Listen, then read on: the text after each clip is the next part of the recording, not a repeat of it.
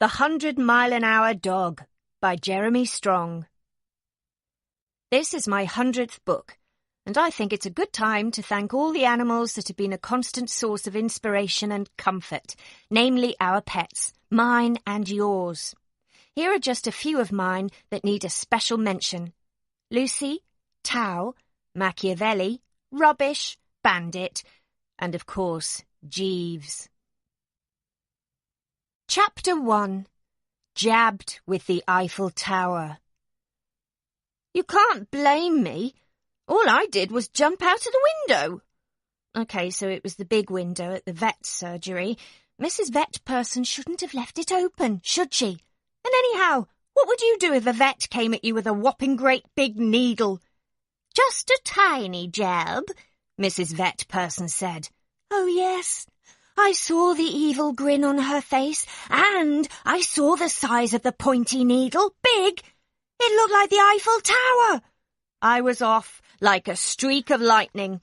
No, actually, I was off like a streaker, because that is my name, Streaker, and I am the speediest speedster in the world of dog speed. I saw the vet, I saw the needle, and I saw the open window. Swoosh! I was gone in a flish-flash. Ha-ha! You can stick that needle in someone else's bottom, Mrs. Vet Person. They all came chasing after me, of course, but I was way too fast for them. Those two legs can't run properly at all. I keep barking at them. Use all four legs. You can't run properly on two. You've got to use all four legs, like me. But they never hear. That's because they have very small ears. Unlike mine, which go flip-flap like towels on a washing line.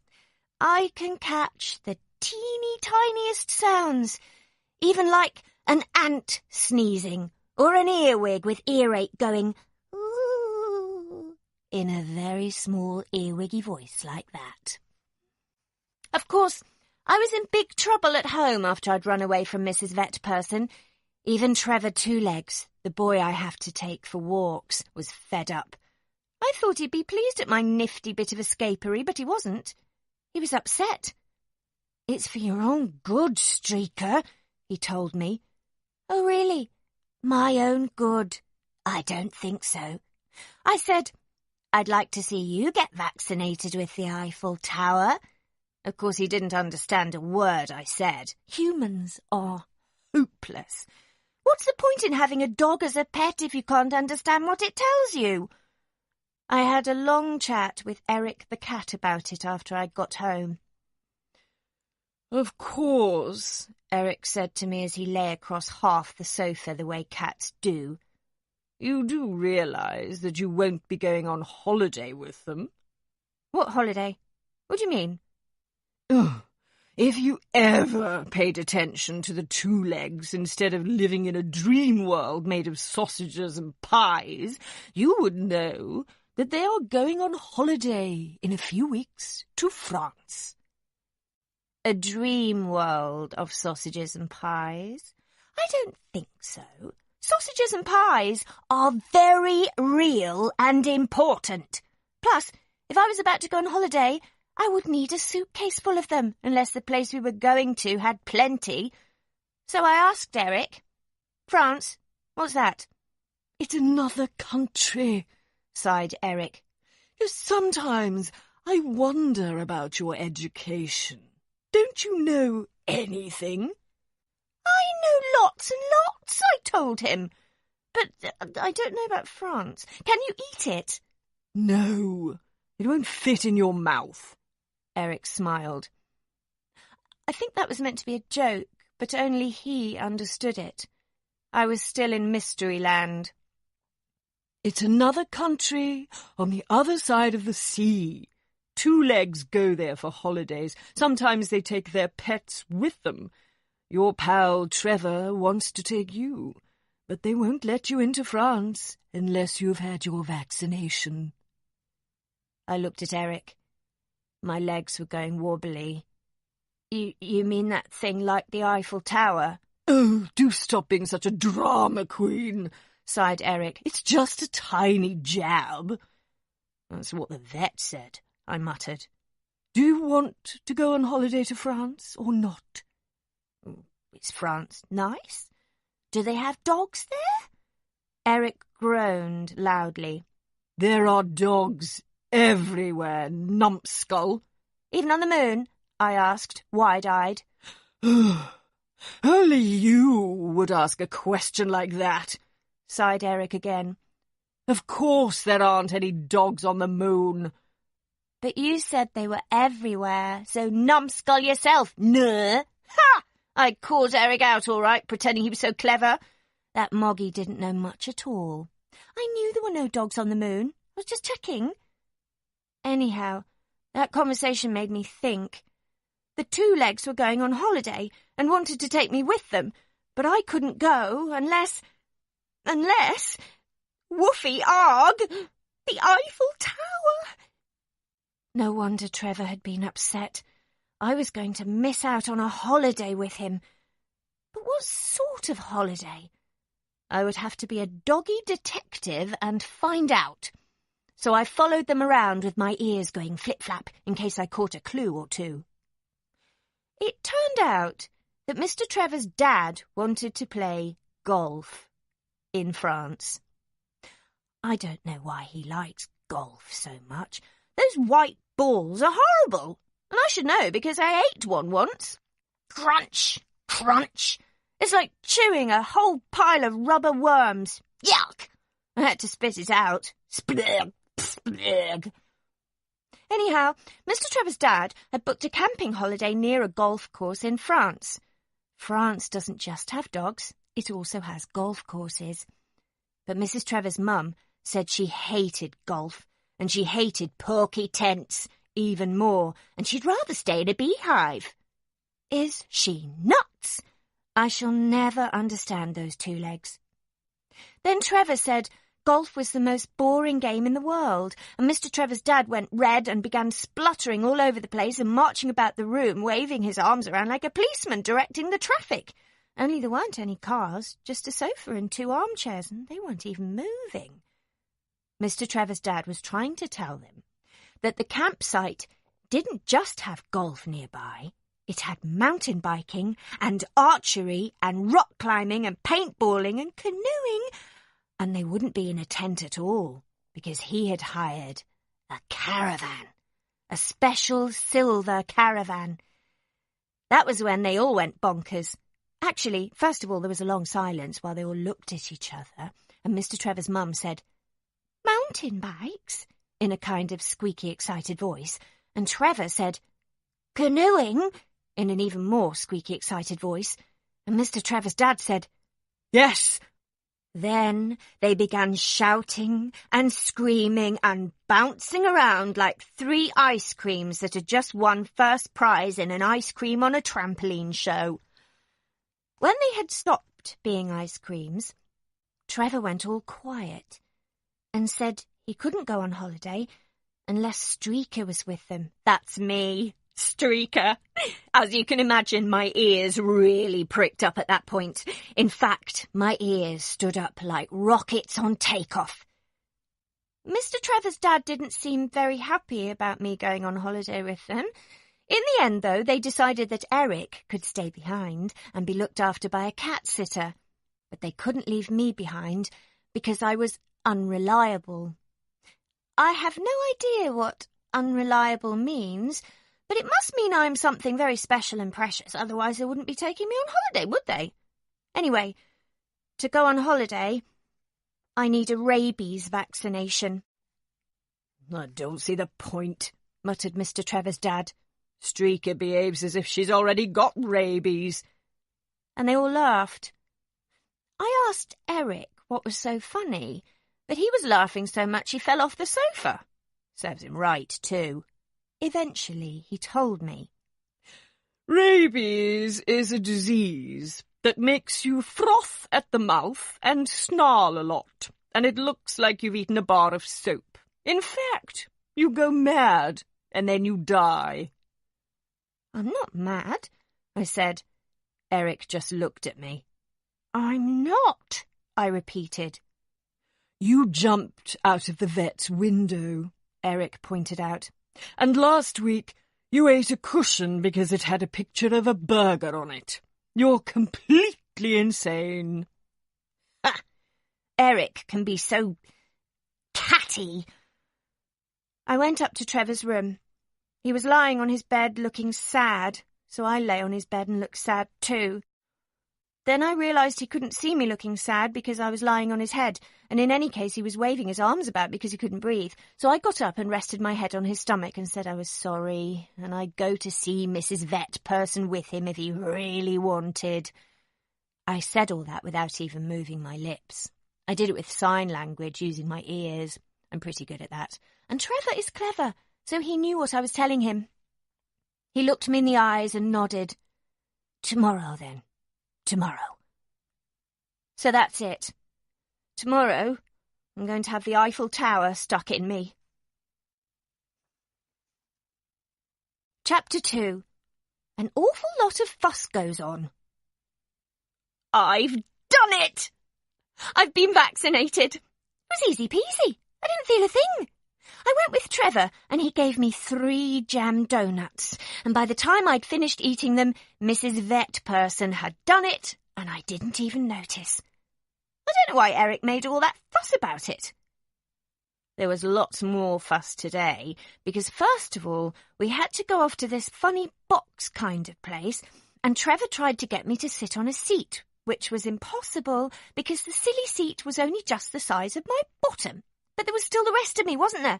Like my stomach and legs and stuff. And where was all that lot supposed to go? Just sit up, Trevor kept telling me. Stop moving and keep still. Keep still. How was I supposed to keep still when my legs kept falling off my seat? Then my legs would pull my tummy off because they were all joined together, and my tummy was joined to my neck and head, and then they were dragged off until eventually all of me was on the floor. Again. Mr. Trevor's mum was there, and she spent most of the time leaning against the box thingy and having hysterics. Eventually, Trevor got under the seat and held as many of my bits up as he could while the machine went flash, flash at me and made me blind.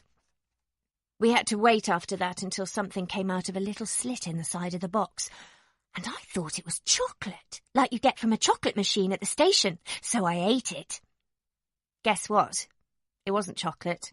It was some horrible, glossy, thick paper thing that tasted like someone sick, so I spat it out. Splurg. Then I was in trouble, because apparently they were the photographs for my passport, so we had to do the whole thing all over again. Now I have my own passport, and it's got a picture of me on it looking smart, except that my mouth and jaw have gone wonky and my tongue's sticking out. That was because Trevor's hand was holding my muzzle very still while the photo was taken. Trevor's hand is in the picture too, so I guess the customs control people will let Trevor's hand come on holiday with me, because it's in the photo. But I don't know about the rest of him. I hope that can come too. When we got home, Mr. Trevor's dad laughed at my picture, and so did everyone else, including Eric. I don't know why, but most people seem to either laugh at me or yell, or both. Well, I'll tell you something about Eric that will wipe the smile off his face. Do you know what his real name is? The family call him Cutie Pops. Cutie Pops! Is that a respectable name for anything? I don't think so. I wouldn't even call a tadpole Cutie Pops. I'd call it Froglet, which is like a frog, but smaller. Or Tiddles.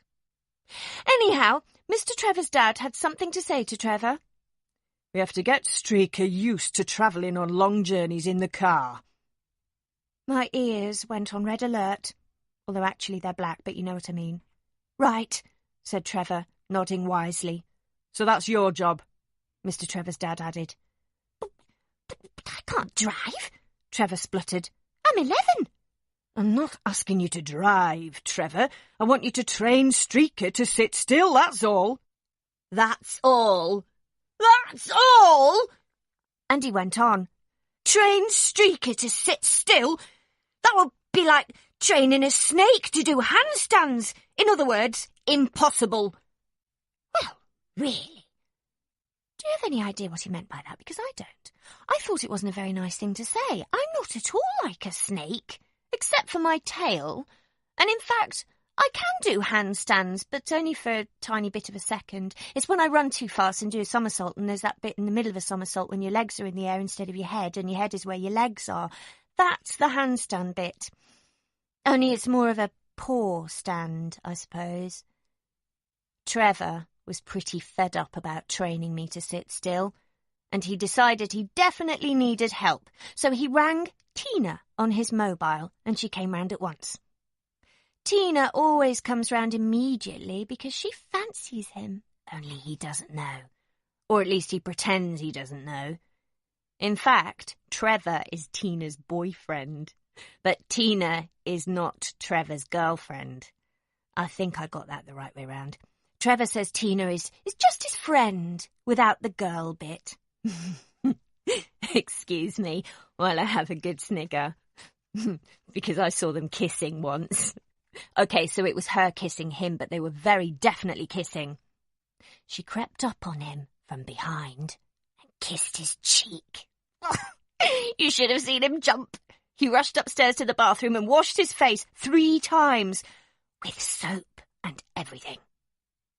Anyhow, today Trevor told her about going away on holiday, and that all led to another big fuss.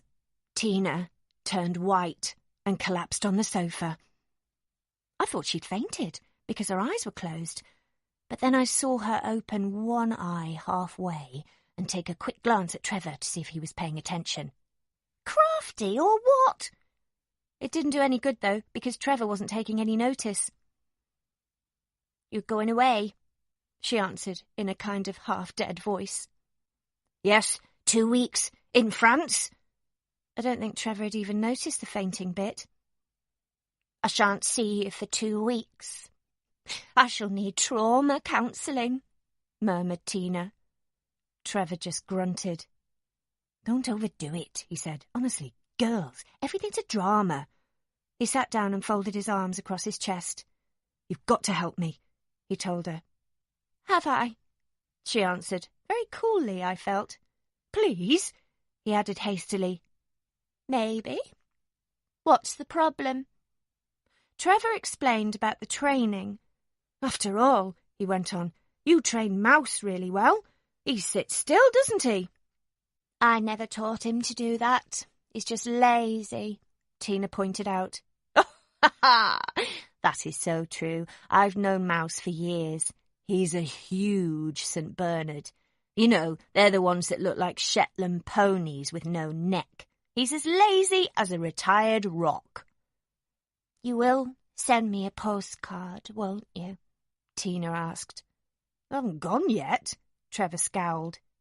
I know, but I feel really weird about you going away, said Tina. It feels as if we're getting a divorce. Trevor suddenly began coughing furiously like a million very big words had all got jammed in his throat, and he was trying to get rid of them. A divorce? Tina, I'm 11. You're 11. We're not married. I can tell you, I was rolling on the floor. I have never seen Trevor look so horrified and embarrassed at the same time. Tina just watched him and waited until he'd finished. I know. It's just that... Oh, I shall be lonely when you're not here. I'm going away for 2 weeks. I'll send you a postcard, okay? Only one. Tina pulled such a miserable face. I thought the furniture would start crying. All right, 2 postcards. Oh, can we please train Streaker? Have you got any ideas? 3. Trevor brightened up at once. 3 ideas? Great! Tina shook her head. Not 3 ideas, you dope. 3 postcards. At least 3. Okay.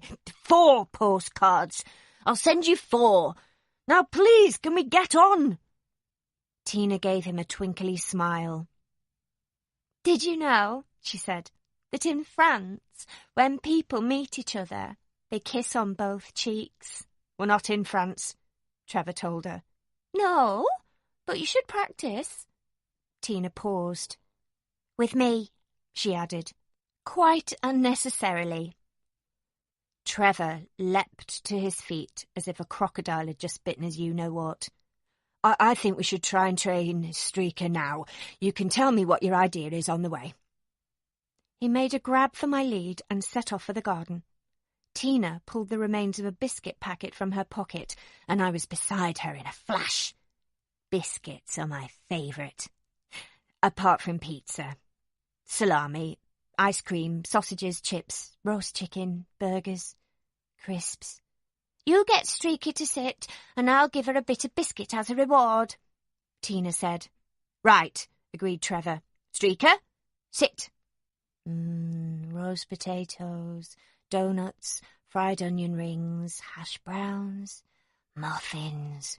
Streaker, sit. Digestives, hobnobs, fig rolls, tortillas, flapjacks, cake, strawberries. Sit! Trevor tried to help by pushing my back down, but my legs were carved from pure steel, and my eyes were bulging with 100% biscuit concentration. You're both hopeless, Tina muttered impatiently. Trevor snapped back at her. Give me the biscuit, and you get her to sit. Tina rolled her eyes as if he was an idiot with an idiot dog and passed the biscuits across to him. Ha ha! They have no idea, those two. I was there in a flish-flash, because I am Miss Lightning on Legs. As Tina's hand moved towards Trevor, my mouth headed for that biscuit packet faster than a spaceship on triple warp speed. I knocked them clean from her hand. Up they went, cartwheeling through the air. I crouched. I tensed every springy muscle in my body, and boing! Up I went into the air, and snap, snaffle, chomp, gone. No more biscuits. I even ate the packet.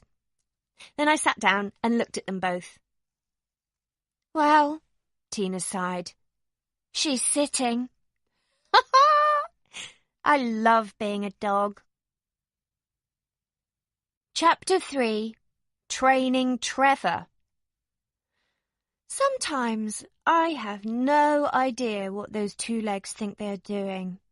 Mr. Trevor's dad keeps going on at him about making me sit still in the car, and then Trevor goes on at me about keeping still in the car.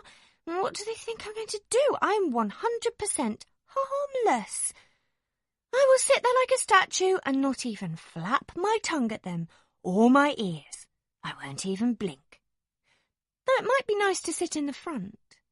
I hardly ever get to sit in the front because Mr. Trevor's dad won't let me, and Mr. Trevor's mum only allows it when Mr. Trevor's dad isn't there. If I can't sit in the front, I could try the very back, as long as there isn't too much luggage. Maybe I could try lying on top of it. Or I could lean against it, in an I'm going on holiday kind of a pose. I bet that would look good. Or I could sit on the back seat with Trevor, as long as I'm not stuck in the middle and can't see out of the windows properly. The windows. I love sticking my head out so the wind makes my ears flap like Trevor's pants on the washing line, and the air goes rushing up my nostrils, and I open my mouth and try to catch the wind and eat it because it tastes so fresh. Woohoo! This car journey is going to be great! I can do all those things while I'm busy being still. Except I've just thought, we won't be in the car, we'll be in a caravan. I don't know what a caravan is. Maybe it doesn't have windows. I'll ask Eric. Perhaps he knows. Anyhow, I had to have another training session today with Trevor and Tina. She was very excited because she'd had a good idea. Did you know, when geese are born, they think the first thing they see is their mother? In the wild, that's okay because their mother is the first thing they see. But in this TV programme, there were some goose eggs ready to hatch, but their mother had been killed by a fox. A man took the eggs home and kept them warm. Did he sit on them? Trevor asked. That was so funny. I looked at them both, opened my mouth, and howled with laughter. Trevor and Tina stared at me. "What's wrong with her?" asked Tina. "I have no idea." Trevor's face was blank. "What happened with the goose eggs?" "Well, they hatched out, and the first thing the goslings saw was the man, so they decided he must be their mum." "Duh! Is that weird or what? Those baby geese must have been a bit brainless. Maybe their brains hadn't hatched out, just the goosey bits." Tina went on explaining. "The geese followed the man wherever he went, and as they grew bigger, the man realised they would have to learn how to fly, but they didn't have the mother to teach them, so the man would have to show them instead." "But humans can't fly," muttered Trevor. And I barked and barked and barked, because I can fly. I can fly like a very flappy thing. I run and run and run until my paws aren't even touching the ground. They're just a blazing blur, and I'm zooming through the air. Well, it feels like flying. "Shut up, Streaker," said Tina. "I'm telling a story." So the man went up in a hang glider, and the geese all followed him, and as he took off, they had to flap to keep up with him. And they were flying. It was all on film. It was amazing. "Okay," said Trevor. "Amazing. But how is that going to help us train Streaker? She doesn't need to learn how to fly, and we don't have a hang glider." Tina gave Trevor a very long-suffering look. "You can be so dumb sometimes, Trevor." "Oh, ouch," I thought. That was a bit tough. "Listen," she went on. "The geese learned how to fly by copying the man. Got that?" "Yes." "So all you have to do is show Streaker how to behave, so she can copy you." Trevor considered what Tina had just suggested. "There are two problems," he announced. "Firstly, Streaker didn't hatch out of an egg, and secondly, I'm not Streaker's mum, and I wasn't the first thing she saw." "Hang on, that's 3 problems, not 2. Trevor can't count. I told you 2 legs are useless." Tina didn't notice either, so who's the clever one? "Me, of course. I am Miss Brain like a dog flap." I said dog flap because dog flaps are so amazingly brilliant, aren't they? They go flap one way and flap the other way, so I can go in and out without having to have doors opened. Is that clever or what? It's very, very clever, and my brain is as clever as that. "It could still work," said Tina. "Let's try. Nothing else has worked, has it?" Trevor looked at me. It was a very stern kind of look. "Sit," he commanded. I thought, oh, here we go again, but just for once, I'll do it. So I sat down. You should have seen the pair of them. Their jaws just about fell on the floor. Clunk. "Wow," said Trevor. "She did it." "See if she does it again," suggested Tina. OK. Streaker, sit." I thought, hang on, I'm already sitting, spongehead. What am I supposed to do? Get up and sit down again? So I shuffled about on my bottom to show them I was already sitting. "No," growled Trevor. "Get up and then sit down." I thought, I'm not a toy. I'm not getting up and down just because you want me to. So I shuffled about a bit more, and then they tried to make me stand up by lifting me, and I went all sloppy and floppy and fell through their arms and lay on the floor and showed them my tummy so they could tickle it. But they weren't interested. "It's no good," muttered Trevor. "That was just a fluke." "A fluke? Hang on, sunshine. You told me to sit, and I did. Just don't expect me to do it all the time." Anyhow, the best bit came after that, because Tina told Trevor to show me how to sit. And you are really not going to believe this. Tina turned Trevor into a dog. She did. Really, really, really. "The thing is," she told Trevor, "you have to be the dog so Streaker knows what to do." She undid my collar and went across to Trevor. "Put this on." "You're kidding me." "Do I look as if I'm kidding?" She fastened my collar round Trevor's neck and attached my dog lead. "You get on all fours and follow me round the room." "This is ridiculous," Trevor grumbled. But he did it. I sat there and watched as Tina led him round and round the room. I looked the other way because I thought if I watched this any longer I was going to die laughing. "Now," said Tina. "Sit." Trevor sat back and Tina took the lead off his collar. She went to the other side of the room. "Come here," she said, and Trevor meekly went across to her. "Sit." And he did. Tina patted Trevor on the head. "Good dog." I'm sorry. I couldn't hold it back any longer. I howled. "Ow! Ow!" It was so funny. Then Tina took the collar off Trevor and put it back on me. She attached the lead and tried to take me for a walk round the room. But I just sat there. She couldn't make me budge, and she couldn't make me sit either because I was already sitting. "You'll pull her head off if you're not careful," warned Trevor. "I can't believe your dog is so stupid," Tina snapped. "Geese have smaller brains than dogs, and they knew what to do." Ah, I thought, that might be the case. But dogs have bigger brains than geese, and mine is the size of a dog flap, and we are not going to be fooled by silly pretending games. In any case, you never asked me to fly, did you? If you'd asked me to fly, I could have shown you. I would have gone whoosh, whiz, and taken off like a jet fighter because I am supersonic. So that was that. Chapter 4. Fun on the Ferry. "France, we are on our way." Tina said goodbye to Trevor. Lots of tears and sniffles, boo stuff and nose blowing, all from Tina, of course.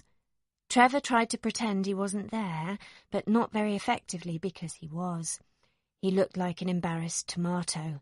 In other words, very red. "Is your girlfriend always like that when you go away?" asked Mr. Trevor's mum. "She is not my girlfriend," snapped Trevor. Yes, I am," sniffed Tina, wiping her eyes again. Mr. Trevor's mum put a comforting arm round Tina's shoulders. "Never mind," she said. "One day you'll realise there are much nicer boys than Trevor." "I am nice," Trevor declared. "Not to Tina, you're not," said Mr. Trevor's mum. "Well, that's only because... I can't say anything without getting it in the neck." Now Trevor knows what I feel like. I'm always getting it in the neck. Actually, I don't know what that means, but it sounds painful. My neck hurts just thinking about it.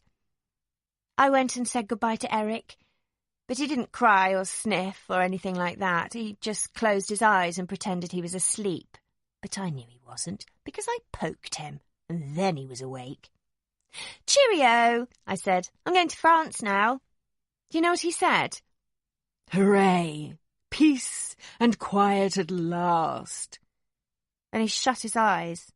So that was that. Actually, I think he's jealous.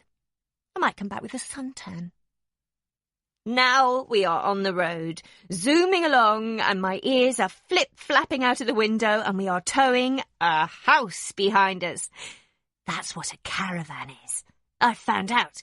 It's a house on wheels, and the car can pull it along. It's fantastic! It's all shiny silver and curvy. It's got a tiny kitchen and a tiny shower and toilet and a room to sit in and eat. It's got windows and curtains, and Mr. Trevor's mum and dad have got a bed at the back, and Trevor and I have got a bed at the front, and you push a button and it goes erg and slides down and out from the wall, but sometimes it springs back. Trevor said it was his bed, and I said it was for both of us, but of course he can't understand what I say, but he'll soon find out. It looks very comfy if you ask me. You have to push buttons for everything. Want water? Push this button. Want to shut the curtains? Push this button. Want to push a button? Push this button. I shall lie on our bed at Trevor's feet and look after him. Because now that Tina isn't around, there's nobody else to take care of him. I shall be like his guide dog for the blind. Except he isn't blind, but he does trip over a lot. And last year he walked into a pond at school. He was watching a hot air balloon pass overhead with its burners going and didn't look where he was putting his feet. We had a bit of bother crossing the channel on the ferry, because I was supposed to stay in the car. Well, nobody told me that, did they? So I got out with everyone else and went racing off to see what was up the stairs. And guess what? What was up the stairs was even more stairs. I was panting when I got to the top, and I couldn't see where the others had got to, so I went looking for them. In fact, loads of two legs were looking for them. I tried telling them where to search. You go that way, I said. I'll go this way. But they kept following me, which is pretty stupid of them if you ask me, and we were rushing all over the place. Soon the crew had joined in, but we couldn't see Trevor or Mr. Trevor's mum and dad anywhere. Eventually, I got right to the very top deck, and I saw a two-leg standing behind a big long window. And I wasn't sure, but it did look like Mr. Trevor's dad. So I barked and dashed into the room where I'd seen him to say, "Found you!" Guess what? It wasn't Mr. Trevor's dad. It was a very large two-legs wearing a snazzy uniform with lots of gold buttons and wobbly things on his shoulders that looked like golden hairbrushes, except they wobbled. Anyhow, when Mr. Goldbuttons saw me, he let go of the giant steering wheel he was holding and shouted and pointed and told me to get out. So I sat down. Thought, I'm not going to be spoken to like that. He didn't seem nice at all. And he looked like the sort of person that might harm Trevor, so I decided I should keep an eye on him. In fact, I decided to keep both my eyes on him. Mr. Goldbuttons didn't like that at all, and I knew that meant he knew that I knew what he was up to, and he knew that I knew he knew what I was up to too. After that I felt a bit confused, and before I could say woof woof, all the other two legs came pouring into the big room, and Mr. Goldbutton started shouting at everyone to get out, not just me. Then I saw Mr. Trevor's mum and dad, and Trevor too. It was very strange because they were in a bunch of people that had been following me around all that time. Why didn't they say? I was mighty pleased to see them and rushed over. Then Mr. Goldbutton started yelling and saying that he was going to throw us all overboard. He was going to turn the ship round and take us back to England. He was going to hand us over to the French police as soon as we landed. He was going to put us all in jail. Do you know what I told him? I said, "Make your mind up, mate." But of course, he just thought I was barking. I keep telling you, those two legs are useless. Anyhow, I got taken back to the car and I had to sit inside for the rest of the voyage. Although between you and me, I can tell you I didn't sit down for very long. I stood up sometimes, and once I went and sat in the driver's seat. And I rested my head on the steering wheel, only it made a terrible noise, like the noise a massive headache would make, if headaches made noises. It only stopped when I took my head off the wheel, but it took me a long time to find that out, and by then several two legs were standing outside the car, hammering on the windows.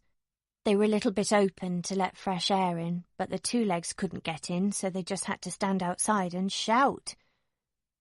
Eventually we got to France without any more trouble. Well, not much at any rate, just one or two small things, like Mr. Trevor's mum and dad couldn't find the sandwiches they'd brought with them for the journey. That was because I'd eaten them when I was stuck in the car on my own. I mean, what else is a dog supposed to do? Die of boredom? Those sandwiches saved my life. Soon we were on the road and heading for the campsite. I have never been camping before. Neither have Trevor and his mum and dad. I wonder what it will be like. We stopped in a French town for some lunch, and I saw some French dogs. They look just like British dogs. And guess what? They speak the same language. Brilliant! But they do have a funny accent. Trevor once got a great Christmas present. It was a voice changer. It was like a megaphone, but when you spoke through it, your voice came out all funny. French dogs sound just like that. Maybe they all got voice changers for Christmas and then ate them, because I have heard that French dogs like eating even more than I do. I bet they don't. I can't imagine anything that likes eating more than I do. I am the world's speediest speedster and eatiest eater too. It was so hot that Mr. Trevor's dad opened up the sunroof on the car, and then I put my paws on the front seat in front of me and stuck my head out of the top. Woohoo! It was brilliant. I could almost eat the clouds. Chomp, chomp. I shouted at everything. I shouted at the sky and the trees and the other cars and the big trucks and the two legs wandering about and the French dogs, and they shouted back. But I couldn't hear them because we were whizzing even faster than I can run. When I looked behind me, I could see our house on wheels following and barked at that too, but my ears kept getting blown across my eyes by the wind and then I fell over. My head got stuck between the two front seats just as Mr. Trevor's dad went to pull on the handbrake, only he grabbed my muzzle instead and clamped his fingers around my teeth, and he was so surprised we nearly crashed into a hedge. And guess what? We were at the campsite. Chapter 5. A busy day with saucepans and pirates. Mr. Trevor's dad kept telling everyone that I'd bitten him, but you know I hadn't. He shouldn't have stuffed his fingers in my mouth. Luckily, there wasn't any damage done, only a bit of hedge missing and a scratch on the car bonnet at the front, plus a few teeth marks on Mr. Trevor's dad's hand. Honestly, you would have thought the hedge had scratched Mr. Trevor's dad, judging by the fuss he made. He yelled at me, I howled back, and then the campsite owner shouted at Mr. Trevor's dad and waved a big saucepan at him. I think she was threatening to cook him. They'll eat anything, those French people. Frogs, snails, and now Mr. Trevor's dad. I don't suppose he'd taste very nice. There's too much fat on him. The campsite owner is called Madame Crêpe, and she has a daughter, Minnie Crêpe. They look just like each other, except one is younger. They were both wearing large sunglasses, and they were big and fierce and wobbly. I don't mean that the sunglasses were fierce and wobbly. I meant Madame and Minnie Crêpe. They shouted a lot and kept saying, "Ooh la la," and other things, as if they were in a big drama, when the only thing that had happened was that their hedge had a small bruise. So there was lots of noise, but it all got sorted in the end, and we got a nice spot for the caravan near the river, which I immediately went and jumped in. The river, not the spot for the caravan. Then I came back and told everyone they should jump in the river too, because it was fabulous. And I showed them how lovely it was by shaking myself really hard and showering them with water. You can never tell what two legs are going to do next, can you? I thought they'd be pleased and they'd all jump in the river too, but they shouted at me instead. So I ran off to find somebody more sensible to play with. And that was when I saw him. A vision. He was a miracle of bouncy legs and waggy tail and shiny fur and complete cuteness. What's more, he was trotting straight towards me. I stopped dead in my tracks. My legs went shaky. I felt my tongue fall out of my mouth, so I put it back in and hoped he hadn't seen me looking like that. I thought, stay calm, Streaker. Mr. Gorgeous is heading your way. So I plonked myself on the grass and tried to look elegant and cool, one ear up and one ear down, and staring at a daisy so it looked like I wasn't interested, that sort of thing. Mr. Gorgeous stopped right in front of me. I could feel his eyes watching me. But I didn't look back because I thought, if I look at him, my heart will probably burst, or I shall faint or do something silly like show him how to do a cartwheel. And then he spoke. To me. Hello? His voice sent a shiver down my tail. Now I had to look at him, and I lifted my head. Oh, I said. I thought that was so cool of me, just pretending I didn't know he was even there. Oh, who are you? Have we been introduced? Ah, you English dogs. You are so reserved, so quiet. Mr. Gorgeous stretched out on the grass in front of me and tossed one ear behind his head. I don't mean it came off, it was still attached to his head. It was just a very long, flappy kind of ear, and so was the other one. Do you like it here? I've only just arrived, I told him, all casual-like. And it looks like a nice spot. Mr. Gorgeous burst out laughing. It looks like a nice spot. You English, you speak so funny, as if you are about to make the nice cup of tea and the sandwich. So he was making fun of the way I spoke. Two can play at that game. And you French talk as if you've got a baguette stuck up your bottom. Do you know what Mr. Gorgeous did? He laughed even more. Then I realised it was quite funny, and I laughed too. And soon we were both rolling about in hysterics. So after that we sat down and had a proper conversation. And it turned out he wasn't called Mr. Gorgeous. His name was Pascal. But I might still call him Mr. Gorgeous. Sometimes. Because he is. In fact, he didn't have much of a French accent because, as Pascal said, his mother was French and his father was English. He wears a bright red scarf round his neck, and it makes him look super cool and very, French. Pascal showed me round the campsite, and we chatted and chatted as if we had known each other forever, and I couldn't take my eyes off him. He is a proper pedigree, a bloodhound, no less, whereas I'm just an ordinary mongrel. Well, actually, I'm not so ordinary at all, because, as you know, I am Miss Zippy Paws with a brain like a dog flap, the fastest, bravest, cleverest dog in the world.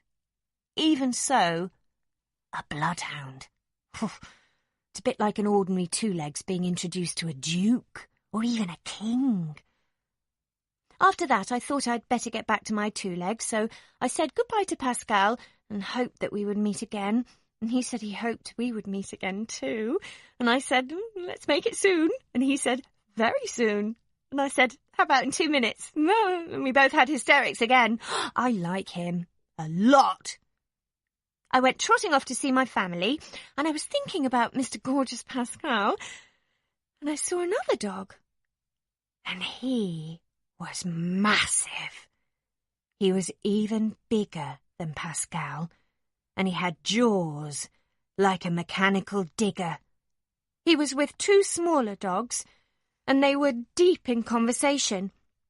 I could just about hear what they were saying because my ears can catch the tiniest sounds. I can even hear flies thinking. At least I think they're thinking.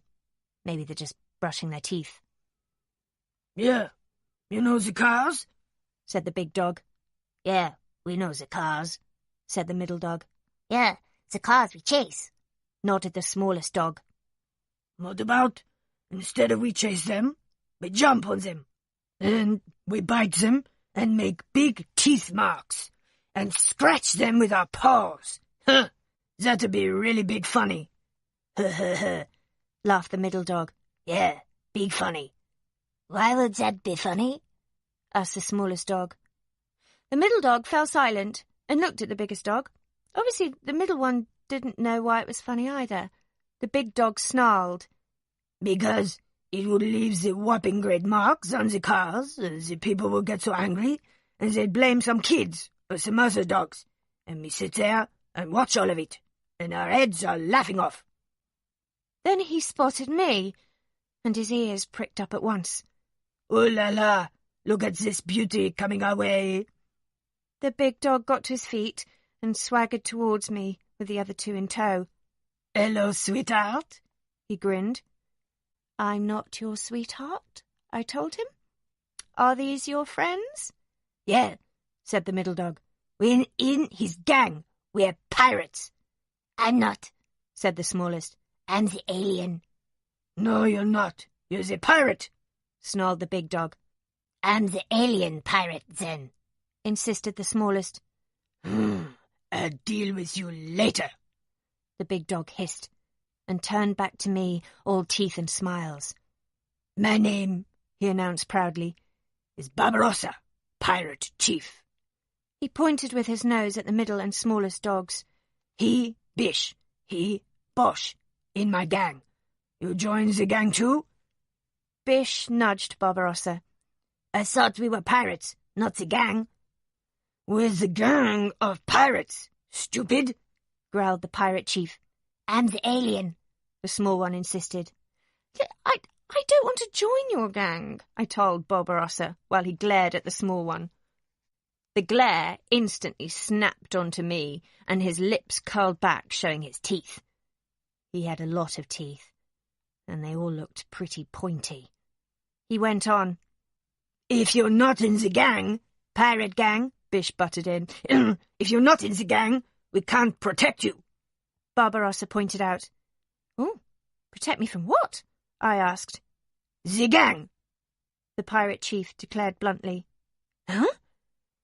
We seemed to be going round in circles, and I was getting dizzy. All three of them were now looking at me to see what I would do, and I thought, keep cool, Streaker, keep cool. I'll think about it, I said. Barbarossa lifted his big head. You do that, chérie, he said, but you better think fast. You've only got a couple of days. He turned his back on me and called the other two. Come on, let's go. We had barely taken a few steps when the smallest one, Bosh, trotted quickly back to me and whispered in my ear. Do you know what he said? I will tell you. He said, They are the pirates. I'm the alien, because I don't like boats. I thought he'd finished, but he suddenly stuck his snout back by my ear and went, Grr. I think it was meant to sound menacing, but it was quite sweet, really, like having your ear tickled by a budgerigar. Well, that was a bit of an adventure, wasn't it? I have a feeling I haven't seen the last of those pirates, aliens, whatever. Oh, what a busy day. Chapter 6. A Rather Wet Adventure. Disaster. Mr. Trevor's dad's golf clubs have disappeared. They have vanished. It's almost as if they'd grown legs and run away. The whole bag has gone. They've been stolen, growled Mr. Trevor's dad. Huh? Who on earth would want to steal some stupid old golf clubs? They'd have to be half mad, or even completely bonkers. Now, if they'd stolen my dinner bowl, that would be another matter. Not that they'd ever get the chance, because I would spot them and go woof woof, ah, and bite their legs right off, so they couldn't run away. I'm going to make a complaint to Madame Crepe, the campsite owner, declared Mr. Trevor's dad. What do you think she'll do about it? Asked Mr. Trevor's mum. He was stumped. He had no idea what Madame would do about it, and neither did I, but he still went off to make a complaint, and Trevor went with him. When they came back, Mr. Trevor's dad looked just as fed up as before, but Trevor was hopping about from one leg to another because he was so excited. Mr. Trevor's dad said that Madame Crepe wouldn't talk to him because she was too busy, and Trevor said yes, she was too busy because she was getting ready to canoe down the river. And she's taken a party of 10 canoes with her, and I can go because there's one canoe with nobody in it, but it has to have 2 people, and one of them has to be an adult. Can I go? It will be brilliant. I'll go, I barked. I'll go with you. I like canoes, they're fantastic. What do they look like? Tell me what a canoe is. Can you eat it? Trevor told me to shut up, which wasn't very nice, but I forgave him. I have to have an adult with me, he repeated. Please, Dad. I'm going to play golf. Ask your mother, grunted Mr. Trevor's dad. You can't play golf. Your clubs have disappeared. Besides, I can't swim, she answered. You can, Mum. You always swim when we go to the pool at home. That's because it's a pool, and I can put my feet on the bottom. I can't swim in rivers. Huh? I didn't think Mr. Trevor's mum was making any sense. I bet she could swim in a river. thought I might push her in and see what happened. She looked at Mr. Trevor's dad. "You take Trevor," she went on. "It will help take your mind off your missing clubs." Trevor was beside himself. "Dad, please, it will be an adventure. We take a packed lunch and everything." Packed lunch? This idea was sounding better and better. I love packed lunches, especially when they're unpacked. Chomp, chomp, yum, yum. Eventually, Dad gave in and said he'd go canoeing with Trevor, and he even agreed to take me. It was barking brilliant. We had to wear life jackets except for me because they didn't have one for dogs. I said it didn't matter because I can swim. I can swim like a submarine, mostly underwater. Woofy ha ha! That's a joke I just made up. So, Trevor and his dad wore life jackets and the packed lunches were put in a blue barrel with a watertight lid, and that went right in the middle of the canoe. The canoes were all bright blue except for a red one. That was the leader's canoe, and the leader was Madame Klepp with her daughter Minnie. I thought their canoe would sink when they climbed into it, but it just wobbled a lot. They sat there with their big sunglasses and smiled at everyone as if they were film stars. I think Minnie must have put on her lipstick with a large paintbrush because her mouth looked as if it had just had a major accident in a jam factory. Mr. Trevor's dad sat at the back of our canoe and Trevor sat at the front. I sat on the blue barrel so I could keep guard over the packed lunches. But I kept sliding off, so I went and sat on Mr. Trevor's dad's lap and helped him by holding the end of his paddle for him. He didn't like me helping. I think he thought he could do better on his own, but he couldn't because he kept steering us towards the bank. "Streaker, let go of my paddle. Listen, why don't you go and help Trevor?" I thought that was a good idea, so I scrambled up to the front and sat on Trevor's lap. "I can't see where I'm going, Streaker. Get your head out of the way." I told him I could see where we were going, and where we were going was straight into the red canoe with Madame and Minnie Crepe in it. Ba-dang, scrumph, splish.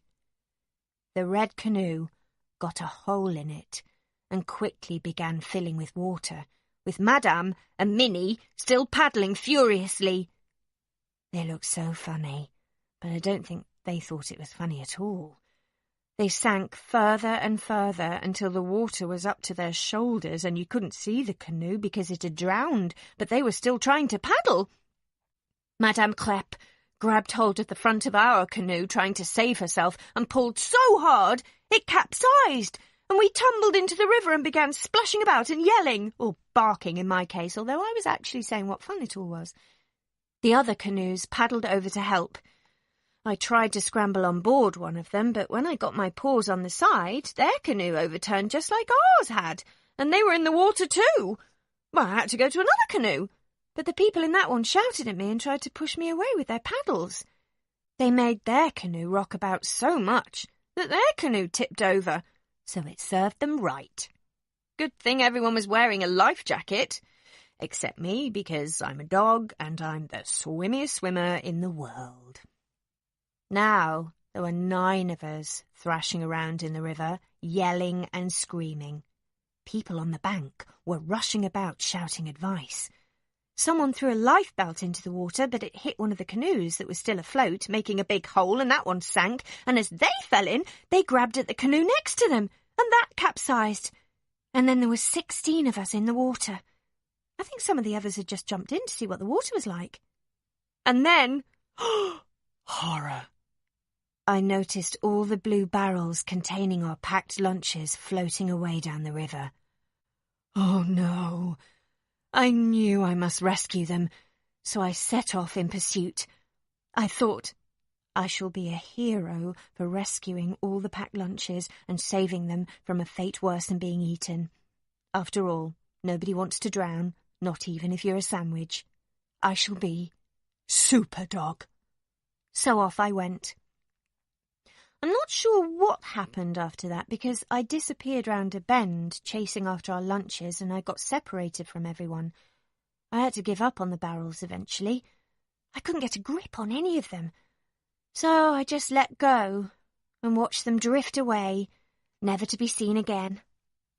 Well, not by us, anyhow. I expect there were people down the river who had a fabulous time when the barrels popped up in front of them and they opened them up and found all those sandwiches and baguettes, and they probably ate them all and said, "Yum yum, ooh la la, free food." Life isn't fair sometimes. I dragged myself out of the water and went back to the campsite, and that's when I discovered great excitement all over the place. My goodness me, what an argument was going on. Madame Crepe had managed to find a frying pan and a saucepan, and she was chasing Mr. Trevor's dad and yelling at him in French. I don't know what she said, but it didn't sound nice. Minnie was there too, waving a giant egg whisk and whirring it at Trevor. "It wasn't my fault," yelled Mr. Trevor's dad. "It was that pesky dog of ours. She's always making mischief." Me? A mischief maker? How could he say that? After all the trouble I'd been to helping him paddle and trying to save the sandwiches, nobody else tried to save them. I bet Superman never had this kind of trouble. I should be given a medal, not shouted at. Then Mr. Trevor's dad started on about his golf clubs and how somebody on the campsite had stolen them, and what was Madame going to do about that, hey? And Madame said she couldn't care less about his stupid golf clubs, and he'd just sunk her best canoe, and who was going to get it out of the river and repair it? Besides, that was no way to speak to a future film star. "One day soon I shall be the famous person, and you will beg for mercy and my forgiveness. But will I give it you? Pah! No, no, no." I think non probably means no. In any case, they will never be film stars unless they're in a film about big wobbly things. They'd better lose some weight. Meanwhile, half the other canoeists were jumping about as if their shoes were full of snapping crabs and shouting about being thrown into the river and losing their sandwiches. They all wanted their money back. But best of all, Trevor was suddenly a hero, because while I was trying to rescue the packed lunches, Trevor was busy saving a girl who was just paddling round in circles and crying. He helped her to the side and got her out of the water, and her parents were massively impressed and kept saying how wonderful he was.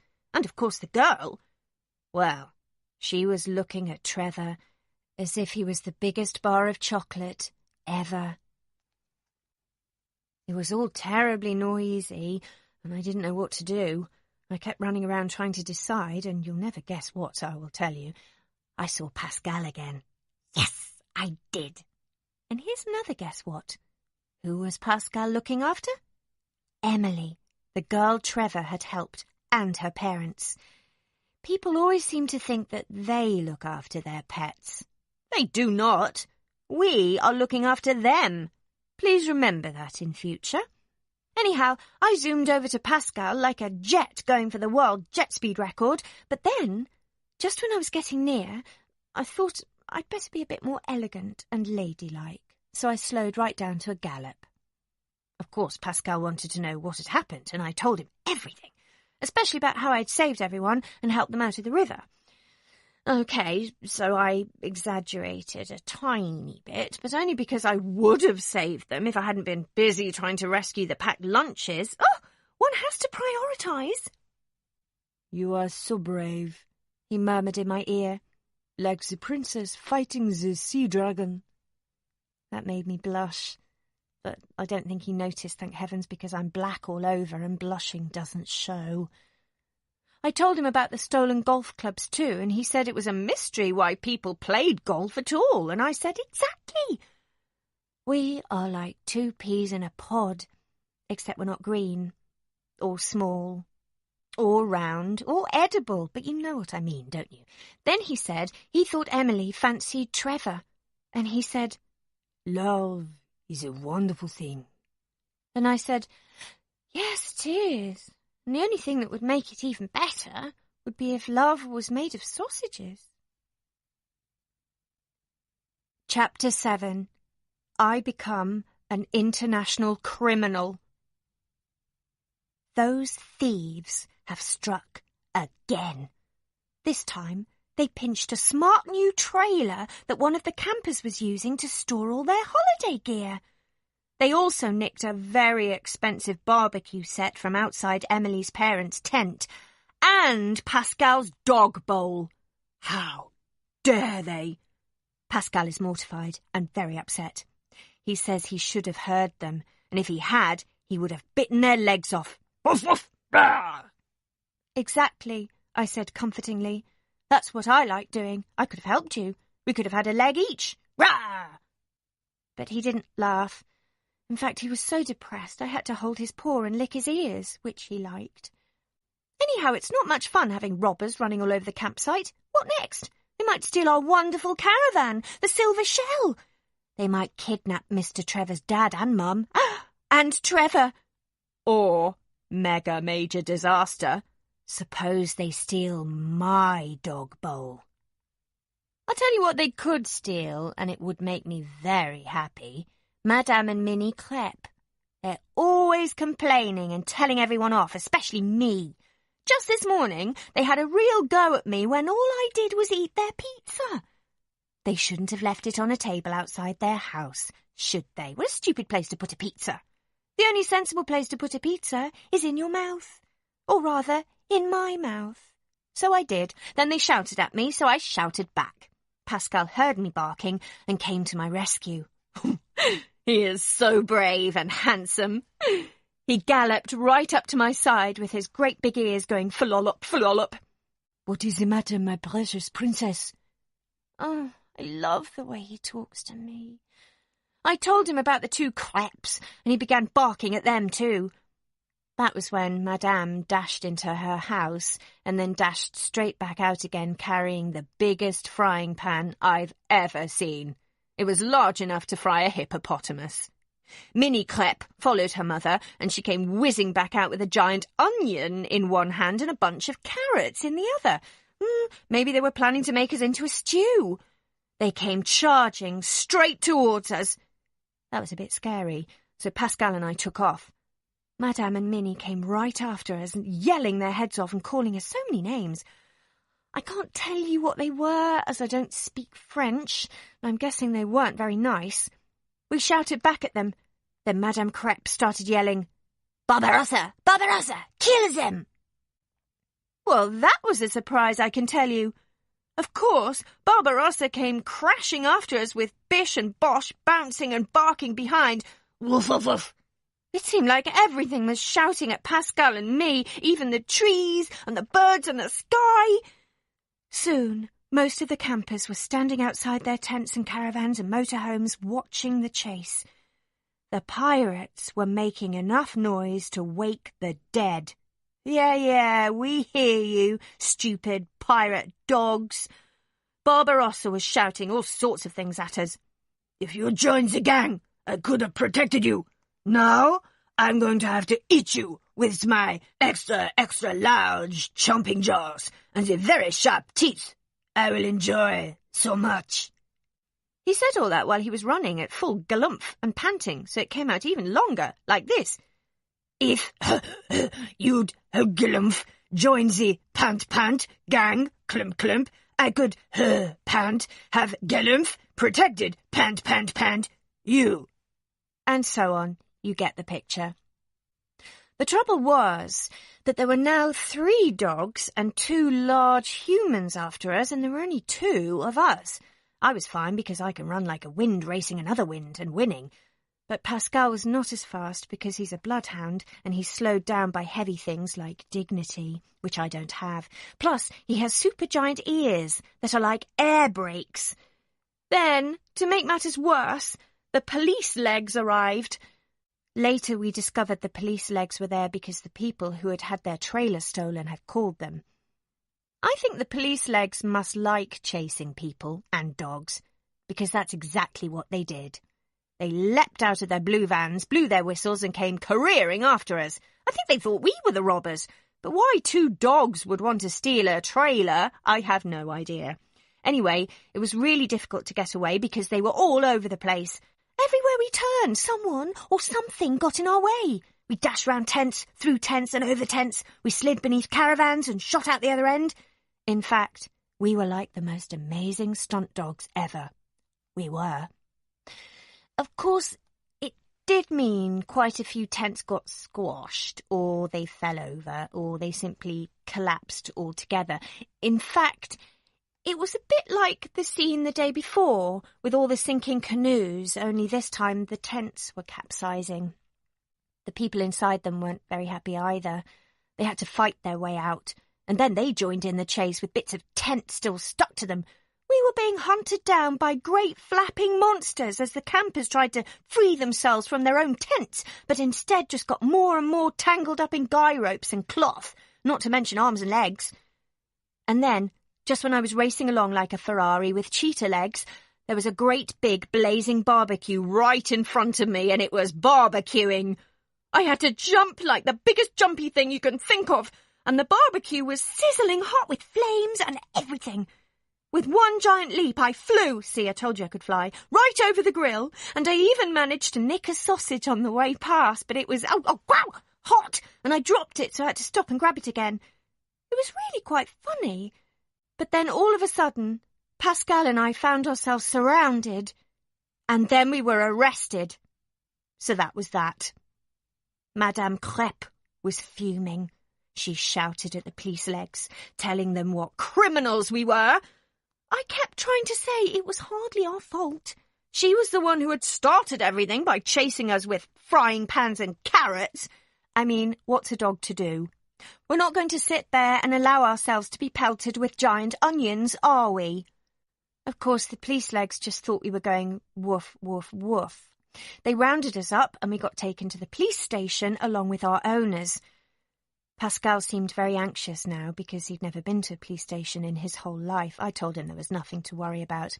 I've been arrested before, I told him matter-of-factly. Nothing really, just a lot of fuss. Pascal gave me a rather surprised look. You have been the arrest before? He asked. I love his accent. Yeah, once or twice, maybe 3 times. Pascal studied me even longer. Are you the international criminal? He asked. That made me laugh. Of course not. It's just that sometimes I get into situations and... I stopped. This bit was going to be difficult to explain. You had to be there, really, to understand. I get into situations and I end up being arrested. I gave Pascal an encouraging glance. You know what 2 legs are like. They don't understand anything and get everything mixed up, and no matter what they do, it's always our fault.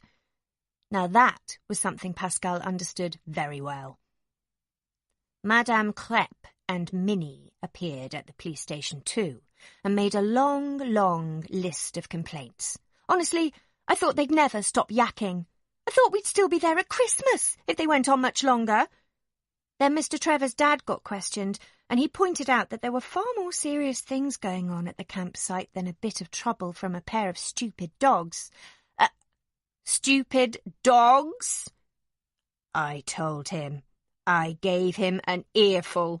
I said, Listen here, mate. We are not stupid. We are super clever, like dog flaps. For example, I can stick my back foot in my ear. I bet you can't do that, can you? Go on, you have a go. Calling us stupid, you've got a nerve. But like I said before, those 2 legs, they just don't listen. Mr. Trevor's dad told the police legs they should be trying to find his stolen golf clubs, not to mention the missing trailer and Emily's parents' barbecue stuff. Even Pascal joined in and asked what the police had done about his missing dog bowl. Meanwhile, Madame Crêpe and Minnie glared at everyone and huffed and puffed and folded their arms and unfolded them and folded them again.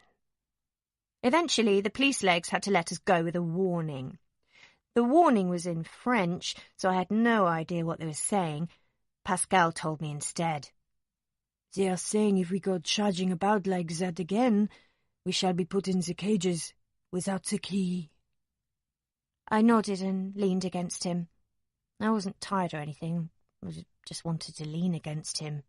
He is such a hunk. See, I told you all the police legs do is make a fuss. I think we are in trouble, my hero muttered, shaking his head. I shook mine even harder. We haven't done anything wrong, Pascal.